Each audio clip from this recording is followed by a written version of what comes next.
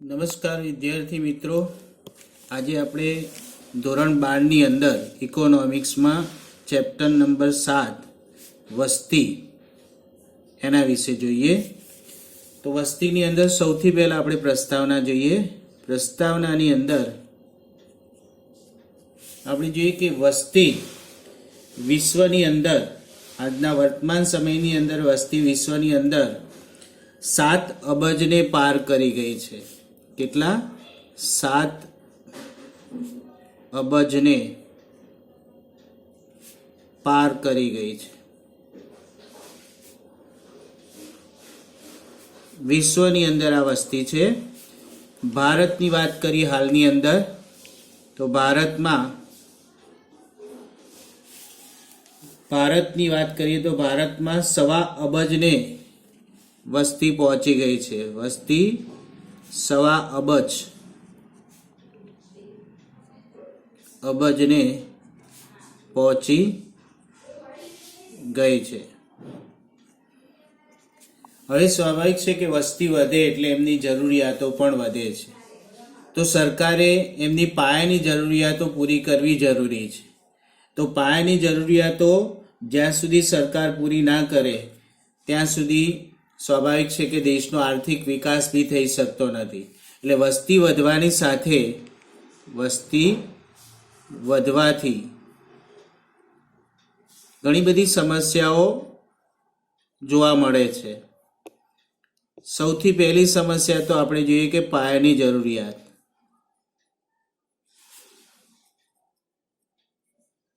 આ પાયાની જરૂરિયાત કુદરતી સંસાધનો દ્વારા જ પૂરી થઈ શકે છે. કુદરતી સંસાધનો, દરેક દેશની અંદર કુદરતી સંસાધનો હોવા જરૂરી છે. તો દેશ પોતાનો આર્થિક વિકાસ પણ કરી શકે છે. કોનાથી? કુદરતી સંસાધનોની મદદથી દેશ આર્થિક વિકાસ કરી શકશે.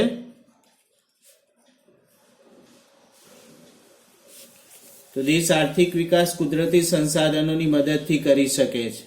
અહીં આપણે જોઈએ કે વસ્તી અને કુદરતી સંસાધન વચ્ચે 2 બાબતો મહત્વની છે. વસ્તી અને કુદરતી સંસાધન વચ્ચે 2 બાબતો મહત્વની છે. તો કઈ 2 બાબતો છે? તો પહેલી બાબત છે વસ્તી વધવાથી સીમિત કુદરતી સંસાધનનો નાશ ઝડપથી થશે. કારણ કે વસ્તી વધે એટલે જે સીમિત કુદરતી સંસાધન છે, સીમિત કુદરતી સંસાધન છે, તો સીમિત કુદરતી સંસાધનો એનો ઝડપથી નાશ થશે, જે લાંબે ગાળે ભાવિ પેઢીને ખતરો ઊભો કરી શકે છે. ઝડપથી નાશ થશે. કોના દ્વારા? વસ્તી વધવાથી. અહીંયા લખીએ આપણે કે વસ્તી વધવાથી કુદરતી સંસાધનનો જે સીમિત છે ઝડપથી નાશ થાય છે, જેને કારણે ભાવિ પેઢીને ઘણી બધી મુશ્કેલી ઊભી થાય.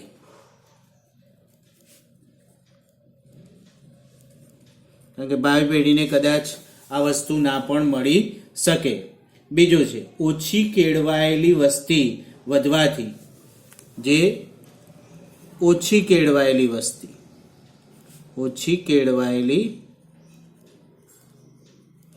વસ્તી કે જેનો વિકાસ થયેલો નથી, અભ્યાસ કરેલો નથી, શિક્ષણ મેળવેલું નથી, તાલીમ નથી, તો આવી ઓછી કેળવાયેલી વસ્તી વધવાથી કુદરતી સંસાધનનો ઇષ્ટતમ ઉપયોગ થઈ શકતો નથી.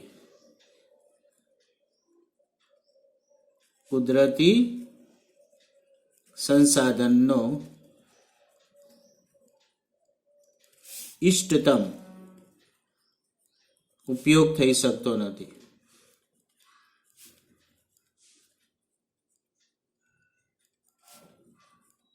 મહત્તમ જેને કહેવાય છે, ઇષ્ટતમ કુદરતી સંસાધનનો ઉપયોગ થઈ શકતો નથી.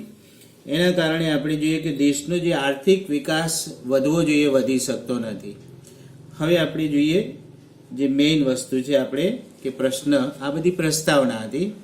પ્રશ્નની શરૂઆત કરીએ આપણે. ક્વેશ્ચન જોઈએ પહેલો કે વસ્તી વિસ્ફોટનો અર્થ.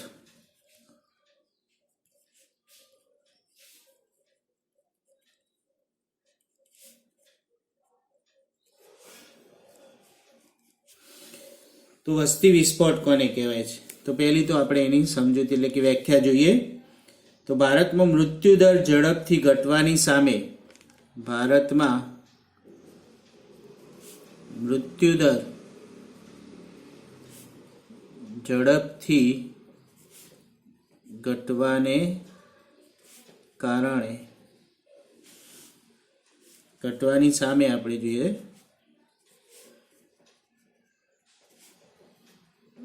જન્મદર ઝડપથી ન ઘટવાથી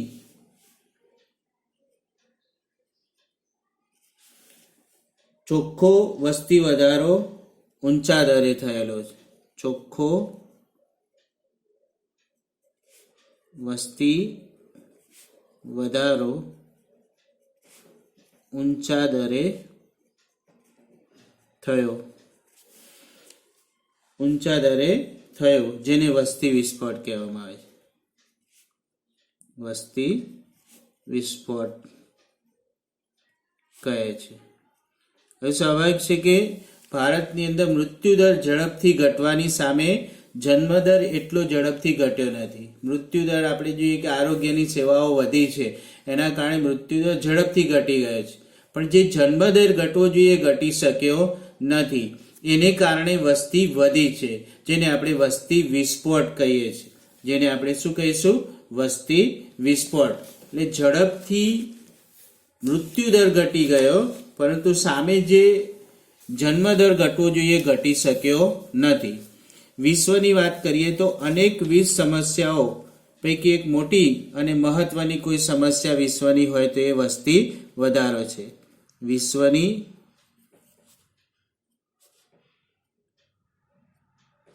સૌથી મોટી સમસ્યા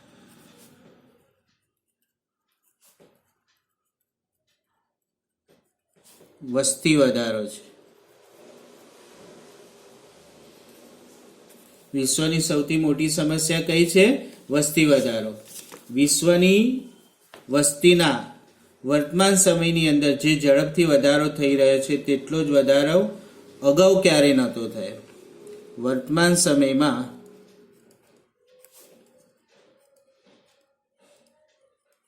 વિશ્વમાં જે વસ્તી વધે છે તેટલો વધારો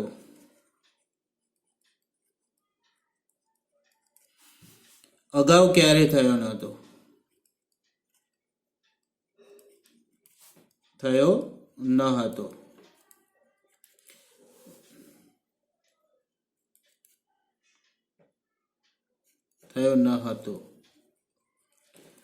તો આજે જે વર્તમાન સમયમાં વસ્તી વધે છે, પહેલા આવી વસ્તી અગાઉ જે વધવી જોઈએ વધી નહોતી, અને તેમાં ભારત પણ અપવાદ નથી. મતલબ કે ભારતની અંદર પણ વસ્તી વધી છે.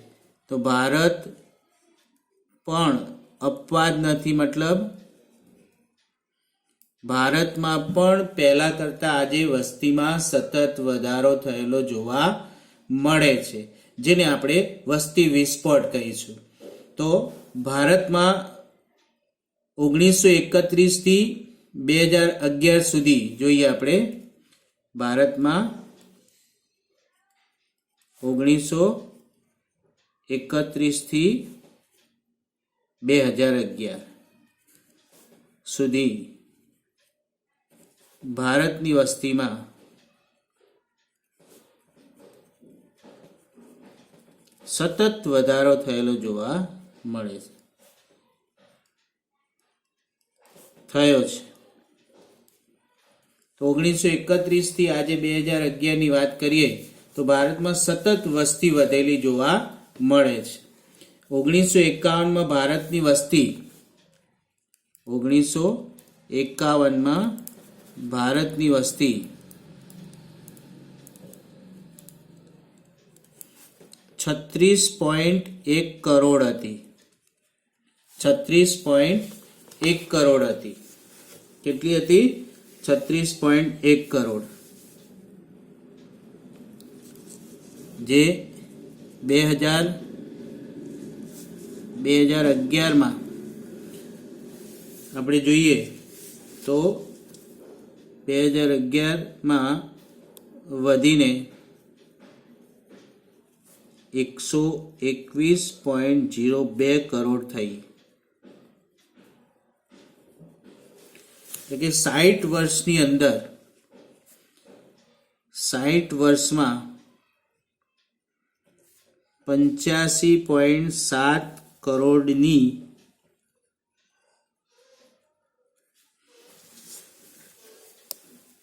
કરોડનો વધારો થયો.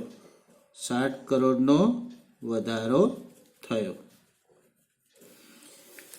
તો આ રીતે આપણે જોઈએ કે 1951 થી 2011 સુધી જે 60 વર્ષ છે, 60 વર્ષની અંદર ભારતમાં 85.7 કરોડ વસ્તી વધી છે. ભારતમાં 85.7 કરોડ વસ્તી વધેલી જોવા મળે છે.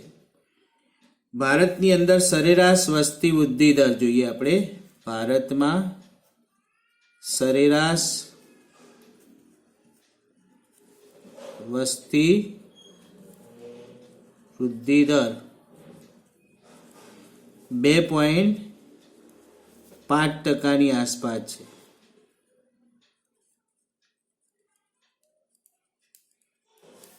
રહ્યો છે. તો 2.5% આસપાસ ભારતની વસ્તી જોવા મળે છે. આમ વધુ વસ્તી અને વસ્તી વૃદ્ધિ દરના ઊંચા દરને કારણે વસ્તીમાં તો વધુ વસ્તીને કારણે આપણે જોઈએ કે 1970 પછી ભારતમાં ઝડપથી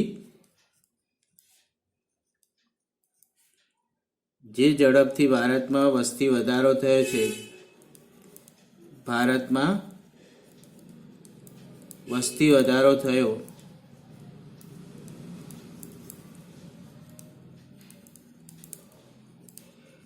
તેને વસ્તી વિસ્ફોટ કહેવામાં આવે છે.